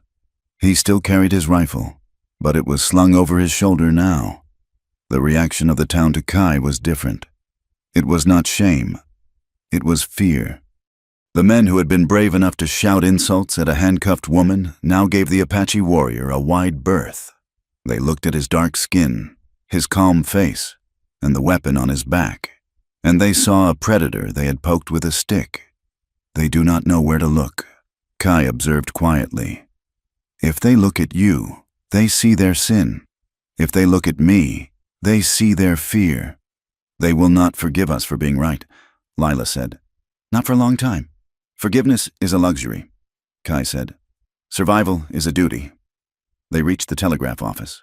The door was still hanging off one hinge from the sheriff's kick the night before. Inside, the floor was littered with shattered glass and papers. Lila stepped inside. This was her domain. This was the place of logic, of codes, of clear signals sent through the wire. It was a mess, but it was a mess she could fix. You should go, Lila said, turning to Kai. The soldiers will be coming to escort the prisoners. If they see you... The soldiers know who stopped the shooting. Kai said, The marshal has sent word. That does not mean you are safe, Lila insisted. You are still Apache in a white man's territory. Every time you walk down this street, you are a target. Kai looked at her. He leaned against the doorframe, blocking the harsh sunlight. I have been a target since the day I was born. It is better to be a target in the open than a ghost in the rocks. He looked around the wrecked office. You stay? It was the question that had been gnawing at Lila's mind. She could leave. She could get on the next stagecoach, go to San Francisco or Denver, find a job in a quiet bank where no one knew her name. She could disappear. But then she looked at the telegraph key on the desk. It was bent slightly, but intact. She looked at the logbook where she had found the truth. I ran away from my last home because I was sad, Lila said, picking up the heavy brass key. If I run away from this one, I will be running because I am afraid. I am tired of running. Kai, she set the key down. Besides, someone has to make sure the numbers add up in this town, or they will sell their souls for a bucket of water again. Kai's mouth quirked in that barely there smile. Then we work. He did not offer to do the technical work. He knew that was her skill. Instead, he moved to the door. He lifted the heavy frame, aligning the hinges with a strength that seemed effortless. He found a hammer and nails on a shelf and began to repair the wood. Lila found a broom. She began to sweep for the rest of the afternoon. The only sounds in the office were the rhythmic swish-swish of the broom and the steady thud-thud of the hammer. It was a domestic symphony, played out in the wreckage of a crime scene. As the sun began to set, painting the sky in soft shades of lavender and gold, a strange sound drifted through the open door. It was the sound of a pump handle squeaking, followed by the splash of water. Lila went to the window. At the end of the street, the town blacksmith and 2 miners were at the main well. They had pried the boards off. They were pumping water into buckets. A line of people had formed, women with pitchers, children with cups, men with hats in their hands. It wasn't a celebration. It was quiet. People drank greedily, the water running down their chins, washing away the red dust. One of the miners, a burly man who had thrown a rock at Lila just 24 hours ago, saw Kai standing in the doorway of the telegraph office. The miner hesitated. He held a bucket of water. He looked at the well, then at Kai, then at the bucket. He walked over. He did not say a word. He set the full bucket down on the boardwalk in front of Kai. Then he turned and walked back to the line. Kai looked at the water. He did not drink. He nodded once, a sharp dip of his chin, acknowledging the debt paid. They are learning, Lila said softly. Slowly, Kai said, like a mule pulling a cart with square wheels. In the days that followed, Red Creek began to stitch itself back together. It was an uneasy healing. The void left by Crow was massive. He had owned half the businesses and all the debt. The town council held emergency meetings.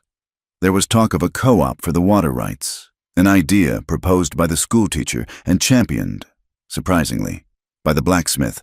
Lila was busy. The telegraph lines hummed with news of the trial, with orders for new mining equipment, with messages from families reassuring kin that they were safe. She worked 12 hours a day. Kai did not stay in the town. He camped on the ridge just outside the limits, close enough to see the lights, far enough to be free, but every day, at noon, he would walk into town. He never stayed long. He would bring her something, a rabbit he had snared, a handful of late-blooming desert flowers, or simply his presence. He would stand by the window while she worked, watching the street, his steady gaze acting as a shield against the lingering hostility of the town. One afternoon, a week after the arrest, Lila took a break. She walked behind the small schoolhouse where the children were playing during a recess. The drought had broken 2 days prior with a thunderous storm, and the world was greening with impossible speed. She sat on a bench, watching the children chase a hoop. Kai appeared from the shadow of the oak tree. He did not startle her anymore. She felt his presence before she saw him, a warmth that settled along her spine. "The little ones are loud," Kai noted, watching a boy scream with delight as he tackled his friend. "They are happy," Lila said. "They forget quickly. Children are like the grass," Kai said. "Trample them, and they spring back up when the rain comes. Men are like the mesquite tree. We grow hard and twisted, and we break before we bend." Lila looked at him.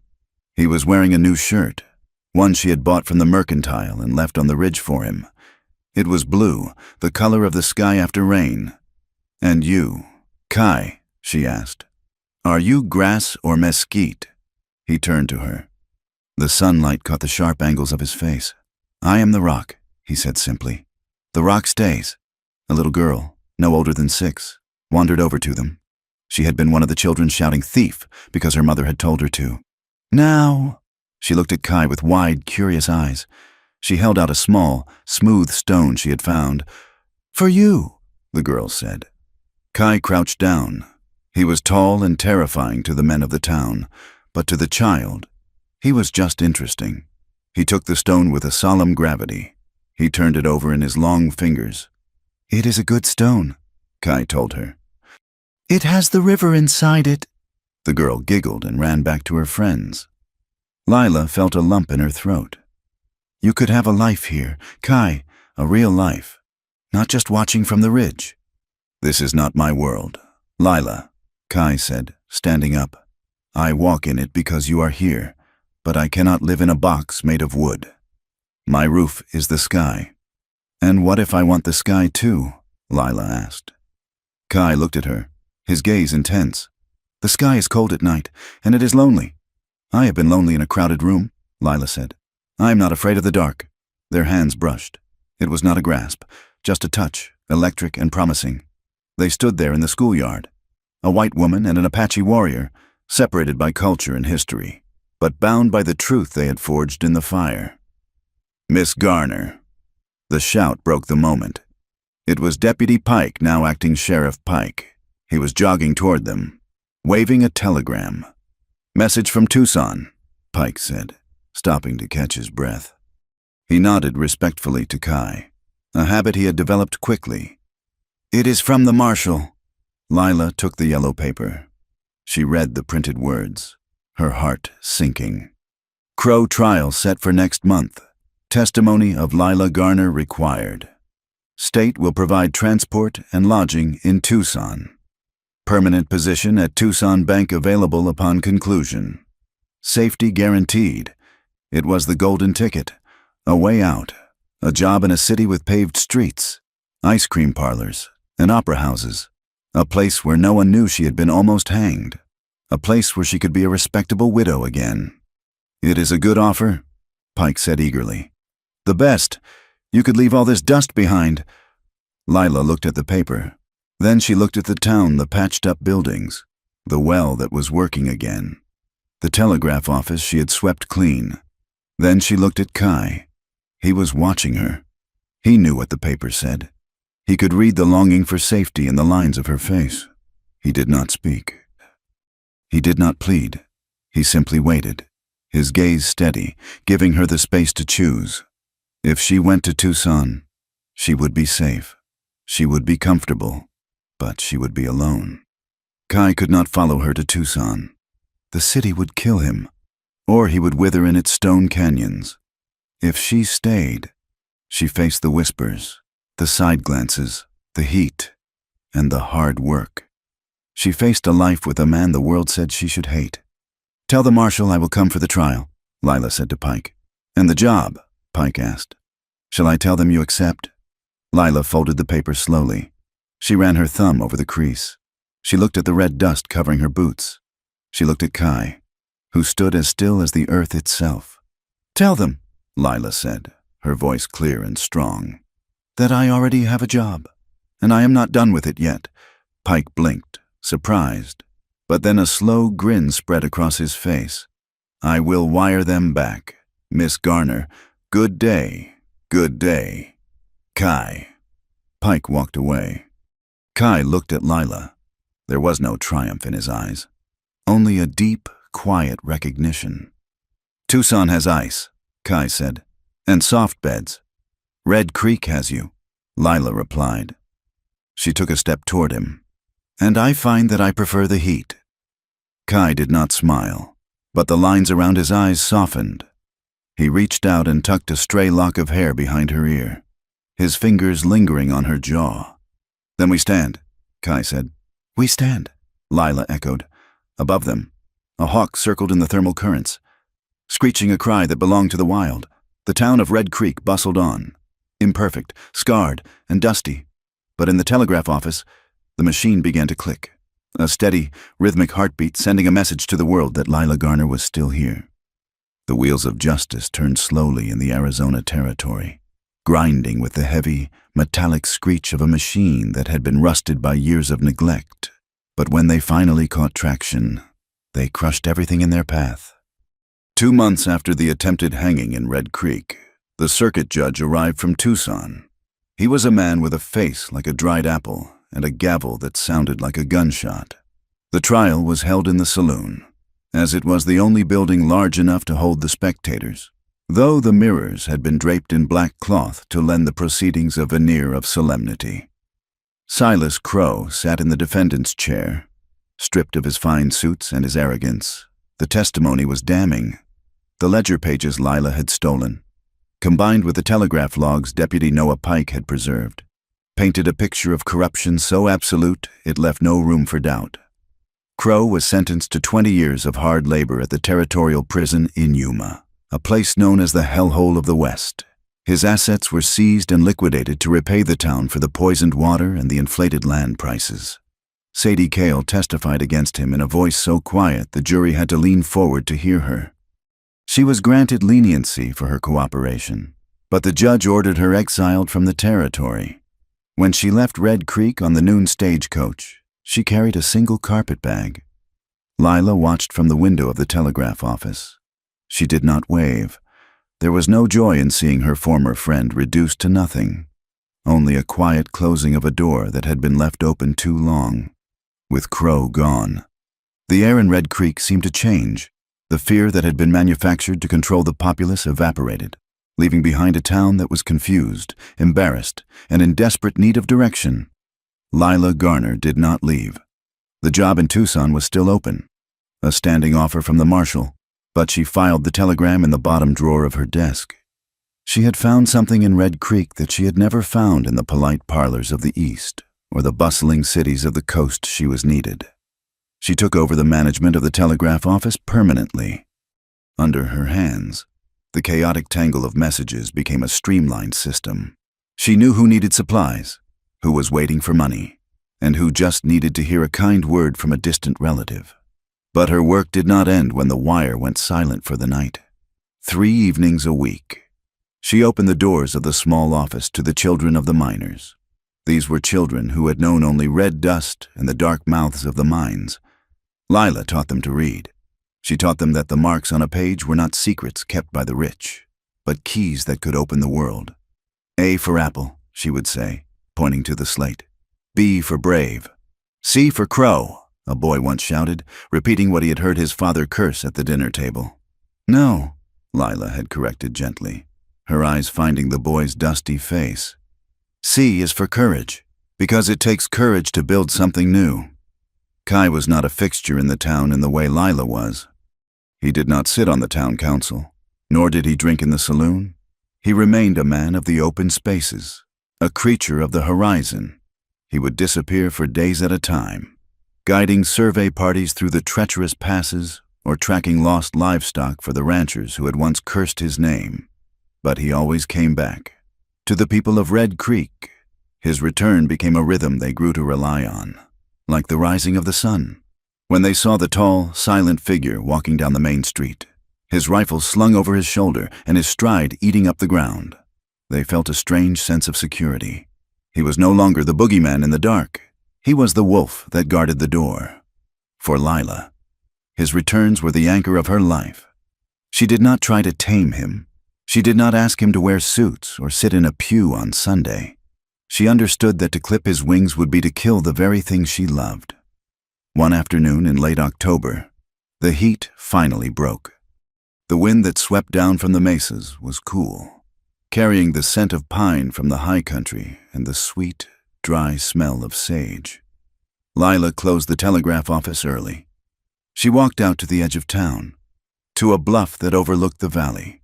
The sun was beginning its descent, painting the sky in strokes of violent orange and soft purple.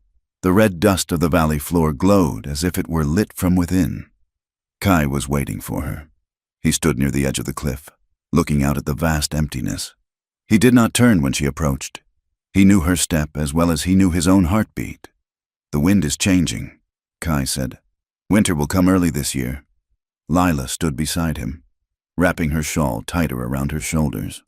We have wood stored, and the roof of the office is fixed. You have prepared well, Kai said. He turned to look at her. The months had changed them both. Lila's skin was tanned by the sun, and there were fine lines around her eyes from squinting against the glare. She looked stronger, more solid, as if the iron of the earth had entered her blood.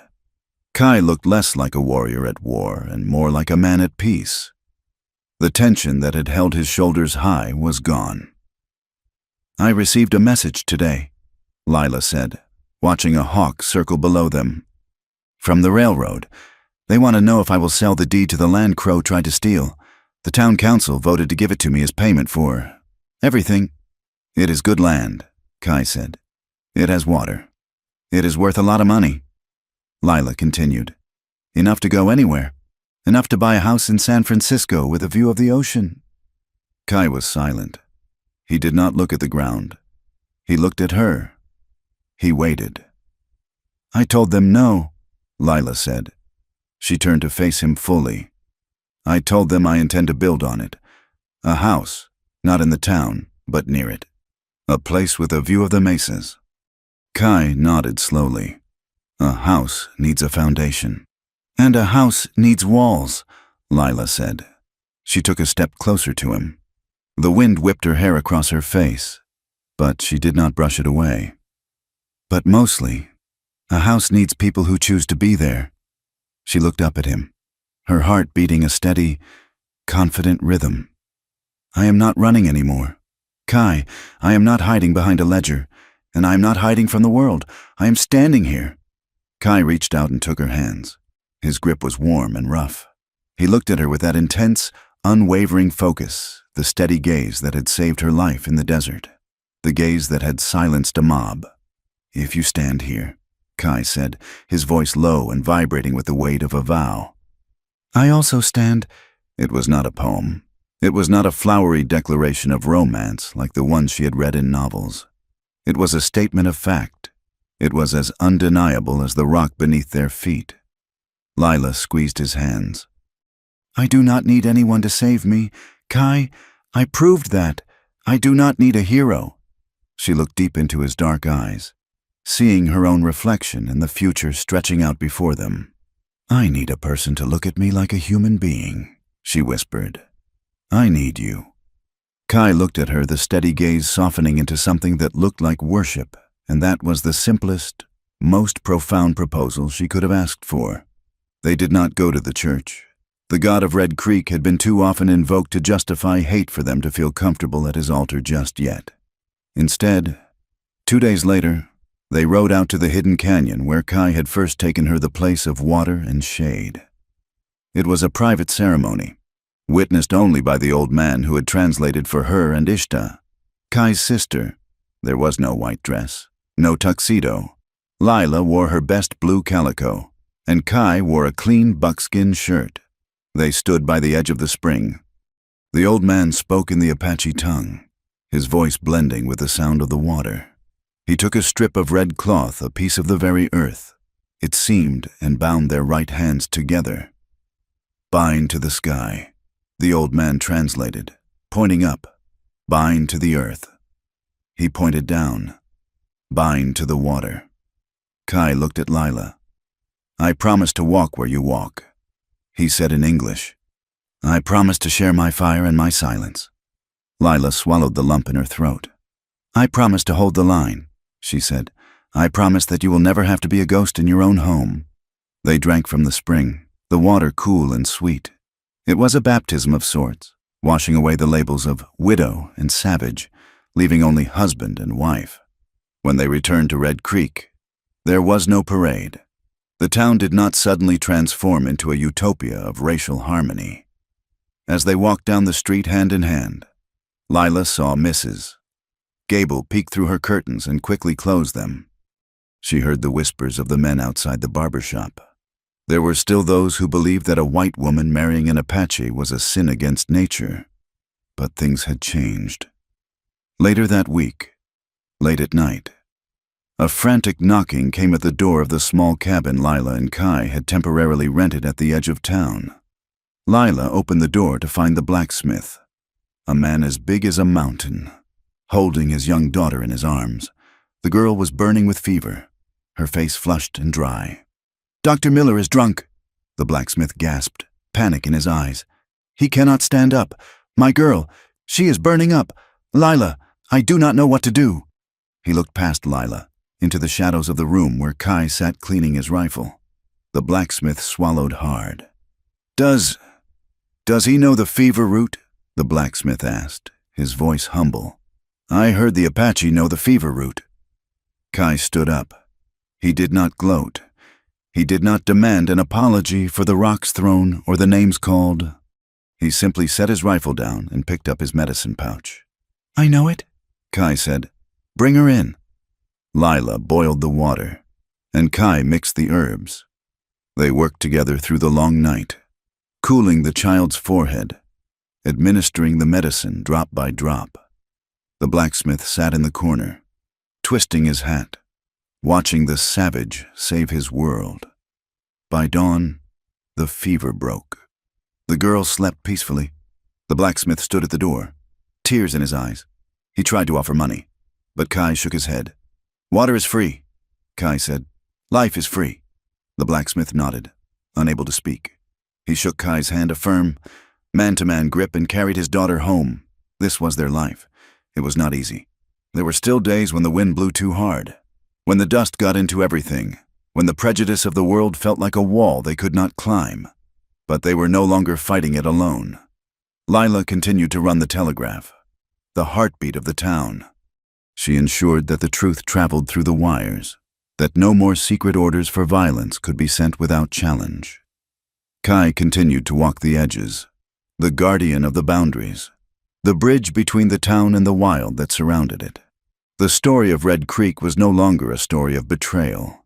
It was a story of endurance. In the final days of the year 1887, Lila and Kai stood on the porch of the house they were building. It was a frame of sturdy timber, rising from the red earth. The sun was setting, casting long shadows across the valley. The dust was still there, swirling in the golden light.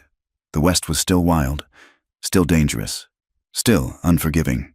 But Lila was not looking at the horizon with fear. She looked at the man standing next to her. Kai rested his hand on the railing, his eyes scanning the distance with that familiar, steady gaze. But then he turned to her. His eyes softened, the vigilance replaced by a profound peace. "It is a good view," Kai said. "It is our view," Lila replied. She leaned her head against his shoulder. They stood there as the stars began to come out. Two people who had been broken by the world and had used the pieces to build something stronger. They had not been saved by a miracle. They had been saved by the simple, radical act of seeing the truth in one another. The bad men had used fear to divide, to isolate, to conquer. But Lila and Kai had used truth and courage to rebuild. They had proven that love did not make a person soft. It stripped away the armor of cynicism and the shield of prejudice. It made them real. And in the silence of the desert, standing together against the encroaching night, they were the most real things for 1,000 miles. Thank you so much for listening to this story. I hope you enjoyed the journey of Lila and Kai as much as I enjoyed writing it. It is a story about finding strength in the most unlikely places and the power of standing your ground when the world tries to knock you down. I would love to hear from you. Please leave a comment down below and tell me where you are listening from. Are you in the bustling city, the quiet countryside, or somewhere in between? Let's share our stories and connect. If you enjoyed this tale, please consider subscribing to my channel, Wild West Tales. Hit that like button if you want to see more stories like this. And if you really want to support the channel and help these stories reach more people, please smash that hype button.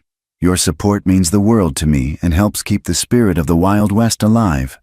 Until next time, keep your gaze steady and your heart true.